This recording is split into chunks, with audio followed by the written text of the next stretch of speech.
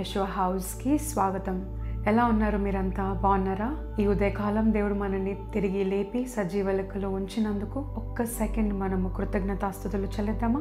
దేవా, నీ కనికరము కొరకు స్తోత్రములయా. ఈరోజు ఉదయకాలము దేవుడు మనతో మాట్లాడబోతున్న చక్కటి వాగ్దానము ఇర్మయా గ్రంథము 33వ అధ్యాయము 3వ వచనములో నుండి.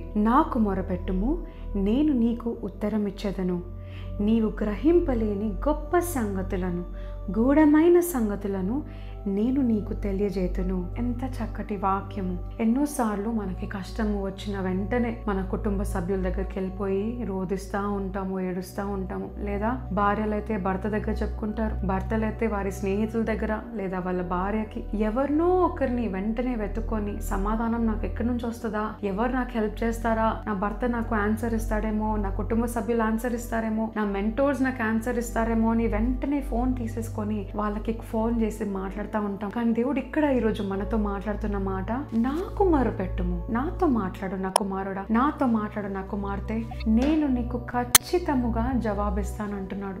The lord is promising to you today. నేను నీతో మాట్లాడతాను, మాట్లాడడానికి నేను సిద్ధముగా ఉన్నాను. కానీ అడగటానికి నువ్వు సిద్ధంగా ఉన్నావా? ప్రార్థించి నా దగ్గర మొరపెట్టడానికి నువ్వు సిద్ధంగా ఉన్నావా? ఏదో వెళ్ళిపోయి గదిలో గడేసేసుకొని మోకరించి ప్రార్థిస్తేనే సమాధానం ఇవ్వడు. నువ్వు ఎలాంటి స్థితిలో ఎక్కడున్నా, కొండ మీద ఉన్నా, కింద భూమిలో ఉన్నా, కళ్ళు మూసుకొని అయ్యా నాకు ఈ కష్టం వచ్చిందయ్యా, నాతో మాట్లాడతావా, నాకు సమాధానం కలుగజేస్తావా, నాకు ఈ కష్టంలో ఎలాంటి నిర్ణయం తీసుకోవాలో నాకు చూపిస్తావా అని మొట్టమొదటిగా యేసయ్యతో నువ్వు అడిగినప్పుడు ఆయన నీకు ఎవరి ద్వారా సమాధానం ఇస్తాడు? కొన్నిసార్లు నువ్వు ఆయనతో ప్రార్థన చేసుకున్న వెంటనే నువ్వు వెళ్ళి నువ్వు బంధుమిత్రులతో, స్నేహితులతో, నువ్వు ఎవరితో షేర్ చేసుకోవాలనుకుంటున్నావు వాళ్ళతో వెళ్ళి షేర్ చేసుకుంటున్నప్పుడు వారి ద్వారా పరిశుద్ధాత్ముడు ప్రేరేపించి నీకు కావలసిన సమాధానం దేవుడు ఇవ్వచ్చు. లేదా నీ నిద్రలో పడుకున్నప్పుడు ఒక చక్కటి కళ ద్వారా దేవునితో మాట్లాడి ఈ సమాధానం, ఈ రీసోర్సెస్ ద్వారా, ఈ వ్యక్తి ద్వారా నీకు సహాయం కలుగుతుందని మాట్లాడొచ్చు. లేదా డైరెక్ట్గా పరిశుద్ధాత్ముడే నీకు సహాయం కలుగజేయాలని ఇష్టపడుతున్నాడు. ఎలా దేవుడిని కలుగజేస్తాడో నాకైతే తెలీదు. కానీ నా జీవితంలో ఒక సంఘటన ద్వారా నేను రాసిన ఒక బ్యూటిఫుల్ పాట, పిలిచితే పలికేవాడవు.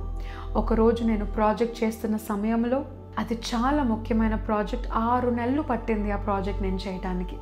ఆ ప్రాజెక్ట్ నేను చేసి కష్టపడి ఆ రోజు నేను నా లెక్చరర్కి సబ్మిట్ చేసేటప్పుడు నా లెక్చరర్ అది చూసి, ఏం చేసావు, అసలు ఇందులో అర్థం ఏమైనా ఉందా, ఏం సబ్జెక్ట్ తీసుకున్నావు అని వెంటనే తృణీకరించడం మాత్రమే కాదు, తను అనింది, ఇప్పుడు ఇవాల్యుయేషన్కి ఒక ఎక్స్టర్నల్ ఎగ్జామినర్ వస్తున్నారు, ఆ ఎగ్జామినర్ని ఇది చూసి వెంటనే ఫెయిల్ చేస్తారు, అది ఫెయిల్ అయితే మాత్రము నువ్వు ఎంటైర్ అకాడమిక్ ఇయర్లో ఫెయిల్ అవుతావు అని చెప్పింది.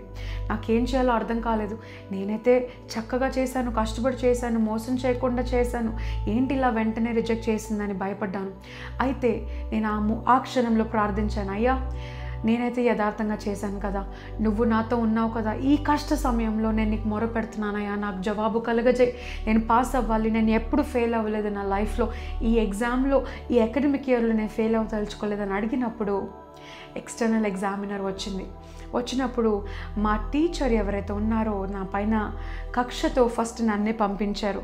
ఏంటయ్యా నా పైన కక్ష పెట్టుకొని నన్నే పంపించింది, ఆలోచించడానికి కూడా నాకు టైం లేదు అని అనుకొని ఎగ్జామినర్ దగ్గరికి వెళ్ళినప్పుడు ఎగ్జామినర్ నా ప్రాజెక్ట్ని చూసి వెంటనే, ఎలా వచ్చిందమ్మా ఇంత చక్కటి ఐడియా, అద్భుతమైన ప్రాజెక్ట్, ఇంత యునీక్ ఐడియా అండ్ ప్రాజెక్ట్ నేను ఎప్పుడు చూడలేదని అందులో టాప్ మార్క్స్ నాకు వేయటం జరిగింది.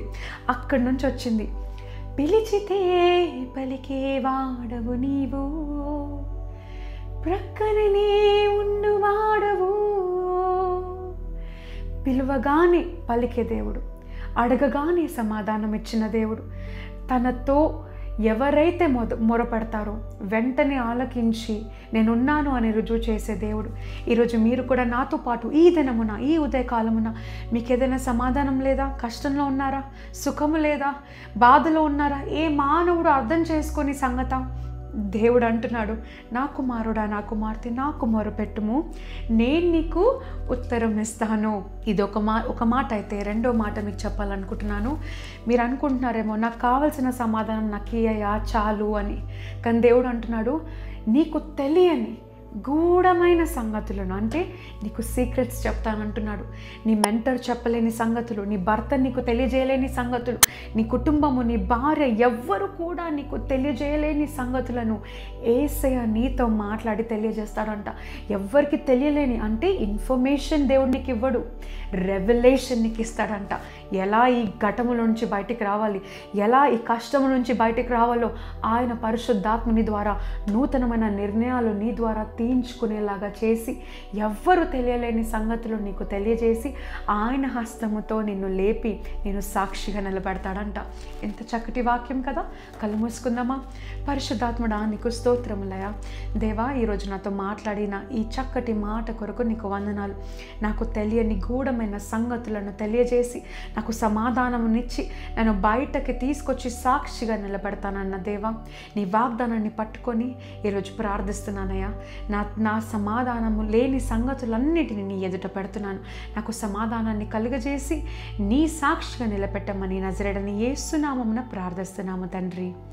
ఆమెన్. దేవుడు నిన్ను బహుగా దీవించునుగాక. మళ్ళీ రేపు ఉదయకాలం నిన్ను కలుస్తాను. God bless you. Praise the lord.